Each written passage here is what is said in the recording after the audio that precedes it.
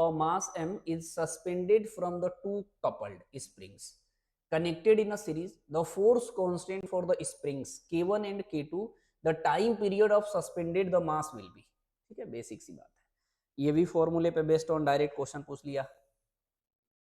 अब इसको देखिए, इसको भी, ये लास्ट क्वेश्चन है इधर की, वो डैम्प्ड ऑसिलेशन फोर्स ऑसिलेशन नहीं है।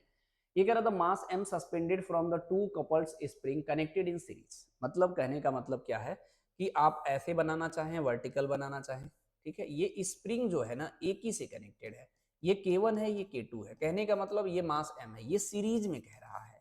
तो सीरीज में निकालने का मैंने तरीका बताया था, k डैश मान लीजिए 1/k1 प्लस 1/k2।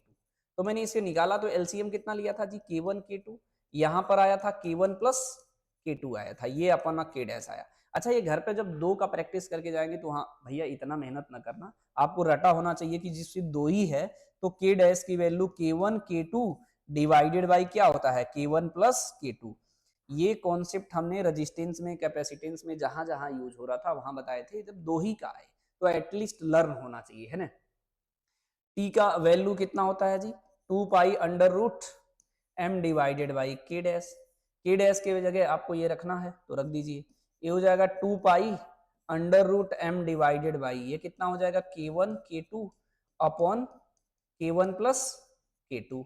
तो ये ऊपर चला जाएगा तो ये हो जाएगा 2 pi under root m, bracket में कितना हो जाएगा k1 प्लस k2 और डिवाइडेड बाई k1 k2।